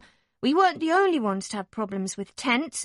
Barbarossa was worse than us, and even the police legs were trampling on everything. At that point, we got separated because Pascal was put on his lead and taken off by Miss Emily's mother. I got scooped up and shoved in our car by Mr. Trevor's dad. I think his mind was on other things because he actually let me sit in the front passenger seat. Whoopee! That was a first! I sat up tall and proud and stared out of the front window while Mr. Trevor's dad got in the other side. A moment later, there was a sharp knock on the window and Mr. Trevor's dad wound it down. A police legs loomed. He was wearing a tornado-sized frown on his face. I am arresting you for allowing your dog to drive the car, he said severely. A dog is not driving the car. I mean the car, said Mr. Trevor's dad. My goodness, he is. Oh, yes, ooh la la, said Mr. Police-Legs, pointing at me. Mr. Trevor's dad looked the officer squarely in the eye. My dog is not driving the car, he repeated. First of all, we are not moving. Secondly, my dog cannot drive. And thirdly, this is a British car, and the driving seat is on the right-hand side of the vehicle behind the steering wheel, which is where I am sitting, as you would quite clearly see if you used your eyes, you useless imbecile. My dog is sitting in the passenger seat. I don't think anything would have happened if Mr. Trevor's dad had not used the words useless imbecile to describe Mr. Police-Legs. Unfortunately, he had, and we were arrested again. I hope we'll be let out soon. Chapter 8. We become ace detectives. Poor Mr. Police-Legs. The other police-legs were laughing at him for thinking I'd been driving the car. He was so ashamed. He let us go, and we went straight back to the Silver Shell. When we got there, I saw Barbarossa and his pirate gang waiting round the corner. They came strolling out to meet me and plonked themselves down near the Silver Shell as if nothing had happened, so I sat down as well. Two can play the waiting game. It's easy. So Barbarossa watched me, and I watched him watching me. Yawn, yawn. You run very fast, Barbarossa eventually declared. I am not called Miss Zippy Paws for nothing, I answered. I haven't heard anyone call you Miss Zippy Paws, observed Barbarossa. That's because, as I told you, I am not called Miss Zippy Paws. Then I laughed to show him that, 1, I was making a joke, and 2, I was not afraid of him or anything else, including death. Although I am really, but don't tell anyone. I mean, death is the end, isn't it? No more pies or sausages. Barbarossa was silent again. He turned and gazed at our gorgeous silver caravan. This is where you two legs live? I nodded. His caravan? He asked, and I nodded again. He looks more like the biscuit tin. That must mean you're a biscuit. Bish snorted. Yeah, he said. You're a hobnob. But I'm the alien, insisted Bosch, who hadn't quite understood it all yet. Nobody asked you, Barbarossa spat and turned back to me. You should have joined the gang, he growled. I don't join gangs. Gangs are for bullies. Barbarossa got to his feet, growling even more. Are you calling me a bully? He asked threateningly. I didn't bother to answer, and eventually he sat down again. That friend of yours, he scowled. Your boyfriend? Now I knew what was going on. Barbarossa was jealous. He liked me. Aha! Maybe, I said. I've got the bigger teeth than him, Barbarossa declared. And I'm stronger. Yeah, agreed Bish. You know those canoes? He beat one of them in half last week. Why? I asked. Just to show I could. So I did, Barbarossa boasted. I dared you, didn't I? Laughed Bish. I said, I dare you to chew up that canoe, and you did. One bite. Jump. Epic. That's impressive, I nodded. I guess those 2 legs really need dogs that can bite canoes in half. Are you trying to make me look like the fool? Barbarossa demanded crossly. I smiled back at him, all innocence, and shook my head. I don't need to, I said. The pirate chief got to his feet and looked at me. You better tell your floppy-eared pal to watch out, he warned. Watch out for what? I asked. Things that bark in the night, Barbarossa muttered darkly. Let's go, pirates. He padded off, quickly followed by Bish. Bosch looked at me and opened his mouth. I know you're an alien, I said quickly. Bosch gave a tiny joyful bark and skipped away quickly after the others. Well, what a thing. Barbarossa wanted to be my boyfriend. At least I knew I was pretty safe now. I was sure that if he liked me, the pirate chief wouldn't want to hurt me, at least for the time being. On the other hand, he could still do some nasty damage to Pascal. In any case, there were other things that were more bothersome, like who was stealing all that stuff on the campsite, and what would they take next? It was time to find out, and what I really needed was a bloodhound to help me. And guess what? I knew one. Ha! Lucky me. It was time to turn detective. All Madame Crêpe and Minnie had done so far was to huff and puff, and the police legs hadn't even bothered to come back to the campsite to do some proper searching after wrongly arresting Pascal and me. So off I trotted to see my sniffing friend. I wanted to get on with the job absolutely immediately. I was so keen. In fact, I was so keen, I only stopped twice on the way to Pascal's tent, and that was firstly because someone had left almost a whole burger bun in the middle of the camping field, and secondly, because when I hadn't even finished eating the bun, I found the burger bit of it too. Wasn't that scrumptious? It most certainly was. When I got to Pascal's tent, the first thing he said was, "Miss Lightning on Legs? You have the mustard on the chinny chin." I was rather embarrassed, but not for long, because I licked it off at once, and it reminded me of the burger, and that reminded me of the bun, and that put a big smile on my face. I told Pascal that he was a bloodhound. "Of course, I know that," he told me back. I know you know, but listen, bloodhounds are very good at finding things, aren't they? And Pascal nodded, and he said, "Yes, we are. Why? Have you lost something? Like the marbles?" And he started laughing so much that all the loose skin round his face shook, and his ears were like big fat leaves in a gale, and his laugh was like listening to ketchup gurgling down a drain. He's even handsome when he's being bonkers. "You are a big tease," I told him. "I have a plan. We must find all the stolen things, and it will be easy because you are a bloodhound, and I can run faster than a cheetah being chased by a Ferrari, being chased by a rocket, being chased by something faster than a rocket." "But why all the running?" asked Pascal. "To tell everyone we have found the thieves, of course.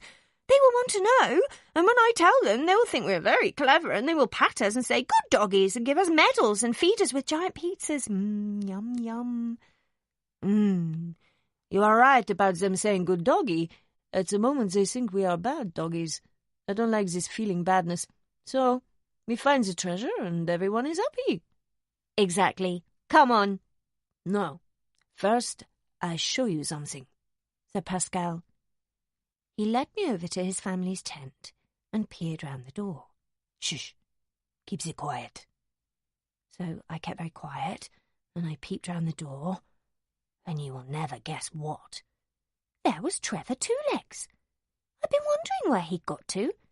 He was in Emily's tent, with Emily.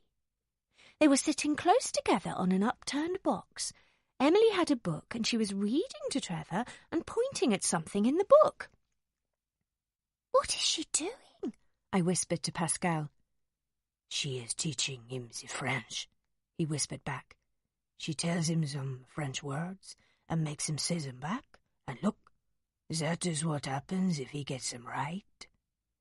At that moment, Emily leaned even closer to Trevor and gave him a quick kiss on his cheek. She did!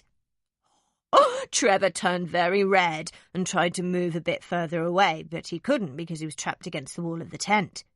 Well, how about that? I don't know what Tina would say if she could see them. Actually, I do know what she would say, but I can't tell you because your ears would probably burst into flames and you'd have to call the fire brigade to come and put them out. Anyway, now I knew where Trevor had been all that time. He was learning French, and I'm sure he was a very good pupil. But, and it was a big but, Pascal and I were on the hunt for stolen goods. We went searching high and low, in front of things, behind things, everywhere we could think of, but there was no sign at all. We looked in the shed where the canoes were kept. We peeped into just about every tent, caravan and motorhome on the site, but found nothing. Pascal was sniffing round a patch of grass.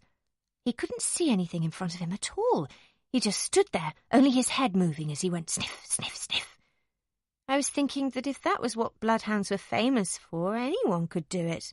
I can go sniff, sniff, sniff, no problem. What are you doing? I asked, because I was getting bored with watching him do the same thing to the same patch of grass over and over again. I'm sniffing, he explained. I smell something. Ah! So Pascal didn't just like sniffing grass. He was onto something. I trotted over and joined him.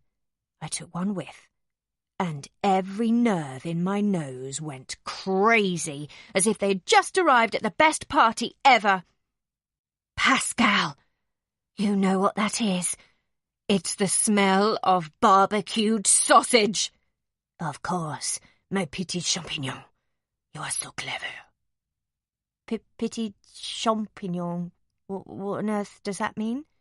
Little mushroom, chuckled Pascal, and his eyes twinkled. I thought, maybe this French bloodhound is going mad. But Pascal was already on the trail, nose to the ground. I trotted after him in an admiring kind of way. He's so clever and handsome. Have I told you that before? Well, he is. At last we reached a high hedge and followed it round until we came to some big wooden gates. That was where the sausage trail ended. The gates were padlocked, of course, and there was no way we could get in. Let's go back to the hedge and see if we can squeeze underneath, I suggested. A good idea, my petit chou-fleur. My heart sank. What was it going to be this time? And what does petit chou-fleur mean? I asked. Little cauliflower. I am not a cauliflower or a mushroom, I shouted, and Pascal just grinned at me. It is a term of affection, he said quietly. Ha! Little cauliflower indeed. I shall tell him he's a big fat cabbage. I think he's got vegetables on the brain. Anyway, I found a bit of space under the hedge, and I thought I could squeeze through, and I did, but Pascal couldn't because he's bigger than me and more solid, and his enormous ears kept getting caught on the branches. You stay there, then, I said. I'll hunt around and report back. Be careful, little cauliflower, he murmured, and I heard the ketchup gurgle down the drain again. Well, I had hardly started to look around when guess what I saw? The trailer. And next to it was the barbecue set. I couldn't see Mr. Trevor's dad's golf bag anywhere or Pascal's dog bowl, but maybe they were in the trailer. Then I tried to work out where I was on the campsite, and you will never guess where I was, not in a million years. So I will tell you. Chapter 9. Buckets of Water and Other Shocking Behaviour. I was in Madame Crêpe's back garden. That was a surprise, I can tell you. I couldn't have been more surprised if a van full of pies had exploded right in front of my nose and all the pies had come zooming straight into my mouth. Chomp, chomp, yum, yum. I was still in a state of shock and surprise when Minnie Crêpe came out of the house and saw me. "Oh la la! That horrible dog is in the garden, Mama!" she yelled. I looked all around for the horrible dog, but I couldn't see one anywhere. Then I realised that Minnie Crêpe was talking about me. Me! A horrible dog? I don't think so. I told her straight up. I said, listen, mate, if anyone's horrible around here, it is you and your mother, always shouting at everyone, bossing us about, telling us what to do. And I'm not even talking about the frying pans and carrots, even though I just have. I was going on at her like that when Madame herself came bursting out of the house, not to mention her apron, waving half her kitchen at me again. I think she must have a thing about saucepans and such like. Not only that, but Barbarossa came charging out with her. I might have known. He didn't even stop to say hello. He came straight for me, barking his head off and jaws wide open. Oh, he could swallow an elephant with a mouth that big. I knew he liked me, but you can go off people, and I wasn't going to take any chances with those great fangs of his. I zipped back to the hedge and slipped beneath it. A moment later I heard a crash and a startled yelp as Barbarossa careered into it. This was followed by a scream of rage from Madame Crepe, and a large saucepan came whizzing over the top of the hedge before bouncing harmlessly down the field in front of us. I expected Barbarossa to slip beneath the hedge at any moment, but he didn't. Maybe he was too big. Anyhow, Pascal took one look at me and understood the situation. Trouble, he grunted, and I nodded. We hightailed it as far as the campsite's play area and hid beneath the big log-climbing pyramid. Pascal flopped down on the ground and frowned at me. Spill the beans, he growled. What beans? I asked. I don't have any beans. Besides, I'm getting fed up with all these vegetables. First of all, it was mushrooms and cauliflowers and now beans. Princess, he smiled. When I said spill the beans, I meant tell me everything. I told him all about the trailer, the barbecue set, Barbarossa, and the house. So, Madame Crepe is a rubber, Pascal muttered grimly. She's a rubber, I repeated. What's she rubbing? She rubs the trailer and the barbecue, and lights dawned, bulbs flashed. Ah, you mean robber. Yes, you are quite right, my ginormous hunky cabbage. Madame and her daughter are the thieves. Now we must tell everyone, and this time the police legs can arrest them. Then I told him he was so clever to track the barbecued sausage smell to the garden, and he said I was so brave to go under the hedge and face the dragons. Like the real princess, he added. And I felt my eyes turn into stars and my heart almost burst, but I'm glad it didn't. We emerged carefully from the log pyramid. Luckily, there was no sign of Madame or Barbarossa and his gang. We made our way to the Silver Shell, only to find Mr. Trevor's mum and dad on their way out. "Where have you been?" demanded Mr. Trevor's dad. "We've been hunting for you all over the place." I sat there and said it was a pity he hadn't hunted in Madame Crepe's garden, because then he might have found his stolen golf clubs.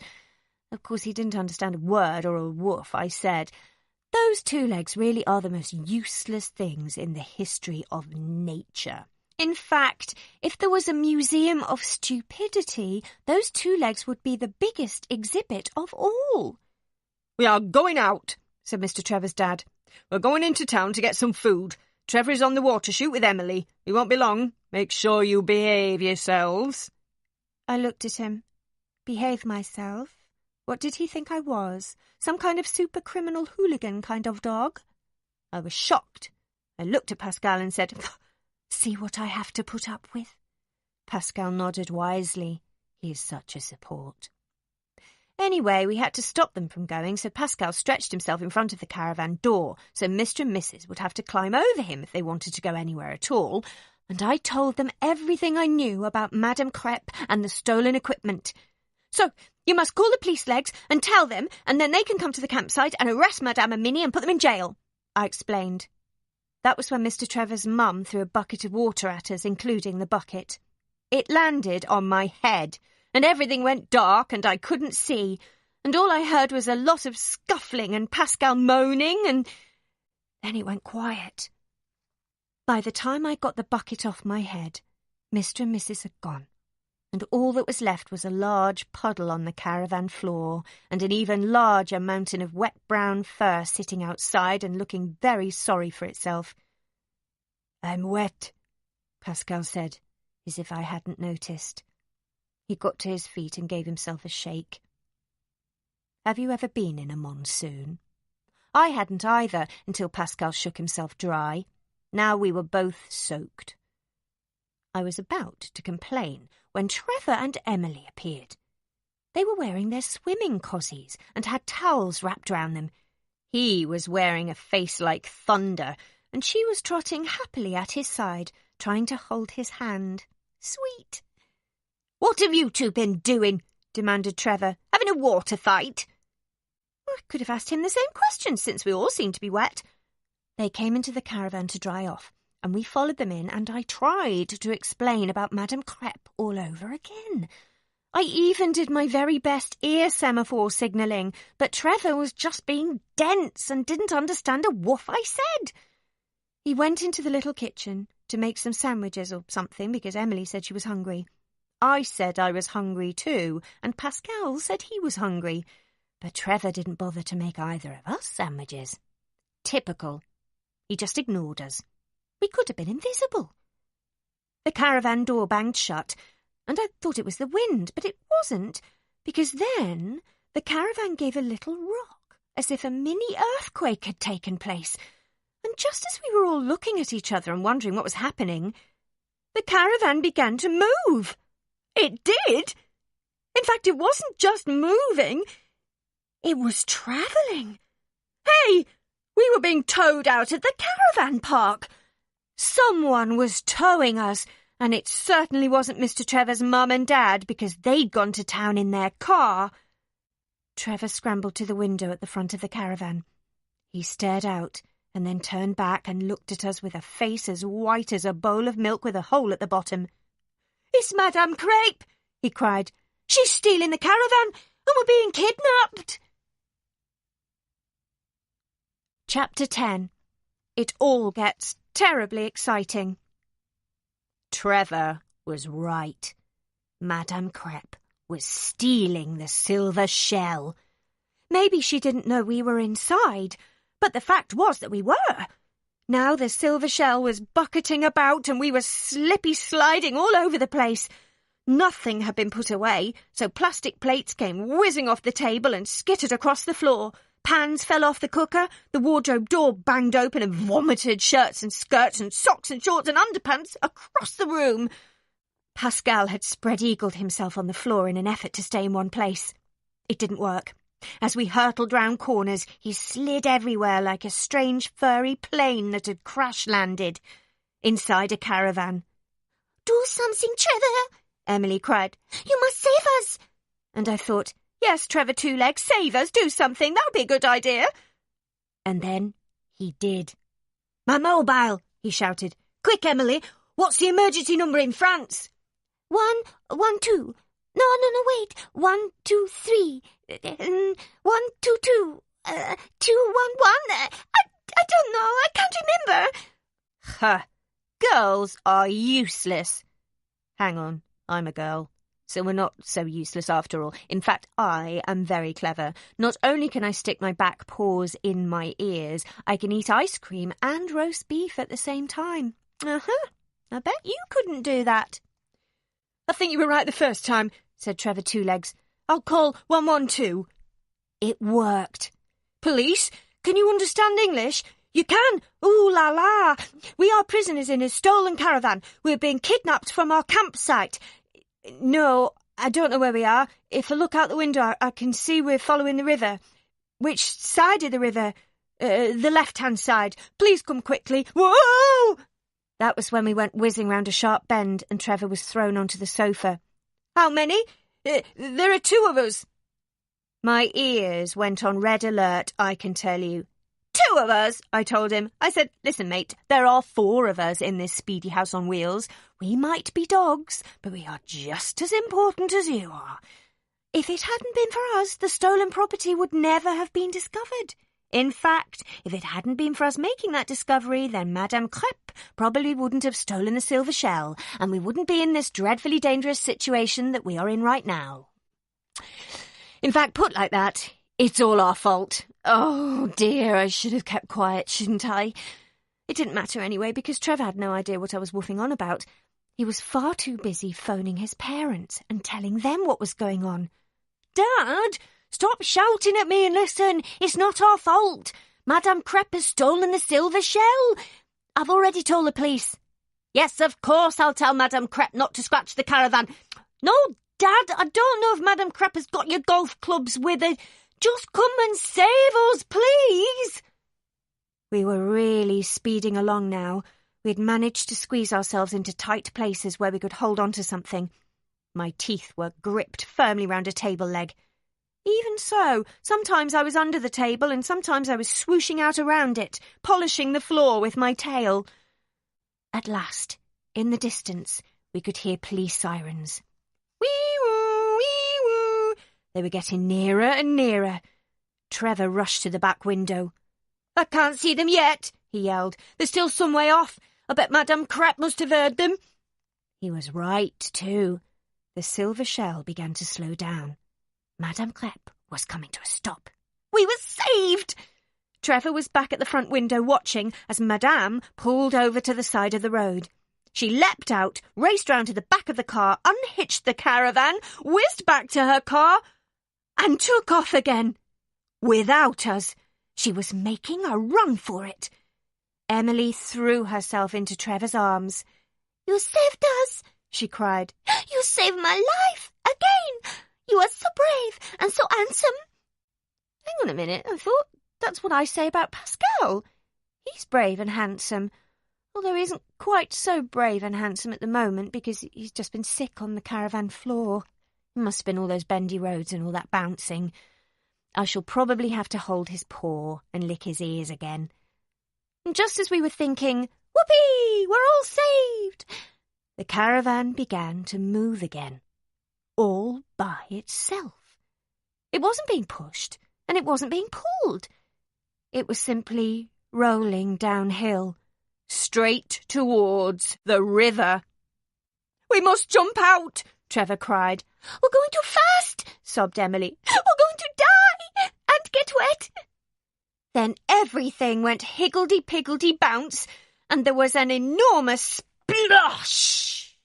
And a moment later, we were being carried away by the river. The silver shell was afloat, but look!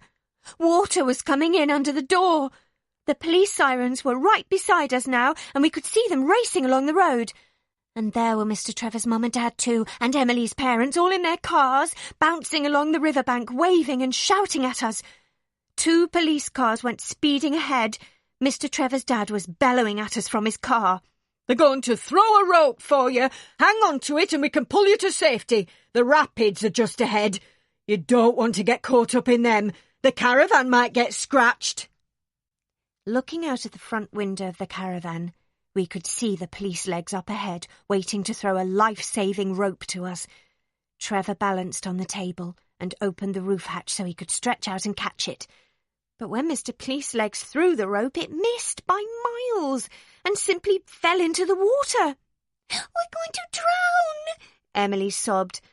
And I thought, if she cries much more, we'll drown from her tears, let alone the river. Mind you, I wasn't exactly happy. My heart was in my throat. Then I realised that with all the bobbing about on the river, it was actually Pascal's back foot that had got jammed under my chin. Now we were coming to a bridge where the road crossed the river and the rapids began. I stared in utter astonishment. You will never guess who was standing on the bridge parapet. I will have to tell you. It was Barbarossa and Bish and Bosh the alien. What on earth were they doing there? Just as the silver shell was about to go swooshing beneath the bridge, I saw Barbarossa leap into the air with a single gigantic bound. My goodness, if he'd had a cape, he would have been just like Superman, but without the red underpants. There was a loud thump on the roof as he landed and skidded about. A moment later, his big head was pushing through the roof hatch, and then he came tumbling in with the end of a rope clasped in his jaws. Huge, woofy applause! Hip, hip, woofay! In a trice, Trevor had tied the rope round the table, the one that I'd been gripping with my teeth. The slack ran out, the rope went taut, there was a terrible jerk as it tightened and a dreadful ripping noise as the table was torn completely from the floor. It went whizzing up through the air, but was too big to go through the ceiling flap, and so it jammed tight. We weren't going any further down the river. The rope held. The police legs tied the other end to one of their cars, and slowly, bit by bit, we were pulled back to the bank and out of the river. We were saved. I jumped onto solid ground. Phew! I went straight across to Barbarossa. You were extraordinary, I told him. You're a hero. I prefer being the pirate, he growled. Yeah, we're the pirates, said Bish. Bosh began. Shut up, we chorused. But why did you save us? I asked. The pirate chief studied his pause while he thought. It was exciting, he said in a low voice. And I like you. I didn't want anyone to get hurt. But you almost ate me when you chased me from Madame Crepe's garden. You had all your teeth showing and you were slavering like a werewolf. I wasn't going to eat you. Madame was there. I had to make it look like I was a fierce monster. But you're in a gang, I pointed out. The pirate gang, put in Bish. Shush. Barbarossa and I snapped back. And he did. Barbarossa shrugged and went on. I was bored. Nothing to do all day. Then my mistress, Madame, she started stealing things. And it goes more exciting. I thought I could do something like that, so I make pirate.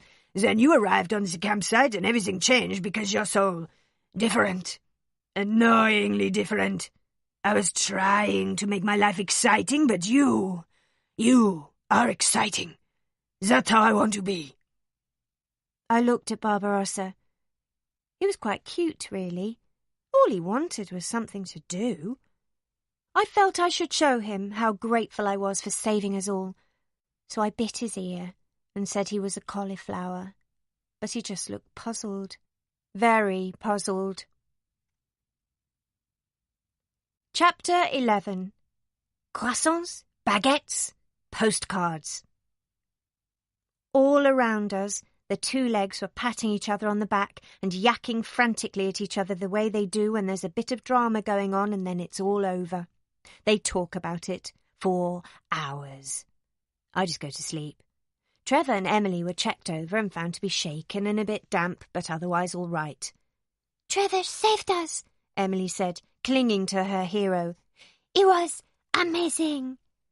He's a star, said all the big two legs, even the police, but they said it in French, Pascal told me. Actually, I felt I had to point out, it was Barbarossa who saved us. He risked his life to jump onto a sinking caravan. Be quiet, Streaker, ordered Mr. Trevor's dad, which just goes to show how ungrateful those two legs can be sometimes. A police van turned up, and guess who they had inside? Madame Crepe and Minnie. Their car had been stopped at a roadblock further on. It turned out that Madame and Minnie had been planning to sell all the stolen equipment so that they could have some plastic surgery done. All we wanted was to look like the film stars, wept Madame. We wanted to go to Hollywood and sweep down the red carpet with everyone staring at us and saying, "Oh la la, they're so beautiful. I wish I was like them." No, that would never happen. Madame seemed quite harmless without her big frying pan. Minnie was beside herself. My dreams have been shattered, she dribbled through her tears. I was planning to take Hollywood by storm. I looked at all of them and sighed. They're such messy things, those two legs. They make everything in life so complicated when it's really very simple. They're always dreaming of being something else. Why can't they just be themselves? Like me. You don't need to be beautiful to be happy. You don't need to be a film star or famous or important or anything like that. All you need are a few sausages or pies or burgers or pizzas. ice cream, roast chicken, kebabs. That's what I think. Anyway, the silver shell got towed back to the campsite. It wasn't too badly knocked about, just the odd dent here and there, and guess what? There was a red canoe stuck underneath it. There was. It must have got caught up in the caravan wheels when we were floating down the river. Mr. Trevor's dad gave it back to Madame, who had been taken to the campsite by the police to show them all the stolen goods in her garden. You wanted your canoe back? He told her. Here it is. Madame Crepe gazed at all the holes in it and said it looked more like a watering can than a canoe, so maybe she'd grow some runner beans in it. I didn't know there was anyone in the caravan when I took it, she confessed. I would never have taken it if I'd known. Of course, if it had just been the dogs. I never heard what she said next because Pascal put his paws over my ears in case I was offended. He's thoughtful like that. In the end, the police legs decided they wouldn't send Madame and Minnie Crepe to jail because everyone had got their stolen things back. The police legs even found Pascal's dog bowl, but they never worked out how it had got there, and Pascal and I were keeping quiet. We owed the pirate chief. So instead of going to jail, the police legs ordered Madame and Minnie to offer an apology to the campers by cooking a huge feast for everyone except themselves, because the police legs had also put Madame Crepe and Minnie on a special diet of beans and cauliflower. Woofy, ha-ha! Except that they had the last laugh because the vegetables made them both highly explosive. So, everything came out right, except that the two legs were so busy congratulating themselves, they forgot all about us dogs. So I told them. I said, just a minute, mateys. Barbarossa should get a medal for being so brave and saving us, and Pascal and I should get medals too because we discovered the stolen things and who the thieves were. And did we get medals? Of course not. Instead, Mr. Trevor's mum told me to be quiet and to stop interrupting everyone, and would I ever learn to keep my mouth shut? Well, that wasn't very nice, was it? I don't know why we bother hanging around with two legs at all, and we probably wouldn't if they weren't quite so good at cooking. A couple of days later, it was the end of our holiday, and we had to say goodbye to the campsite, and that meant saying goodbye to Barbarossa and Pascal too. That was sad, especially for Pascal and me. I shall never forget you, I said.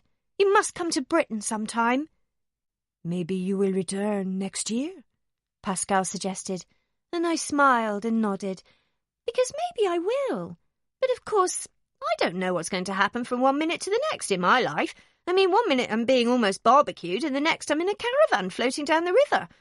And of course, there was all that business over being jabbed with the Eiffel Tower. I'm not sure I want to go through all that again unless Trevor Two-Legs has got some more jam donuts. Then I saw Barbarossa standing away from everyone a little bit with his gang of 2. I trotted over to say farewell. He told me I was the most wonderful dog he had ever met. You're nice too, I told him, because he was. You were a great pirate. So was I, said Bish. I was the alien, Bosch pointed out for the last time. You are certainly on another planet, grunted Barbarossa, and that made us all laugh. I have no idea what things will be like when we get home.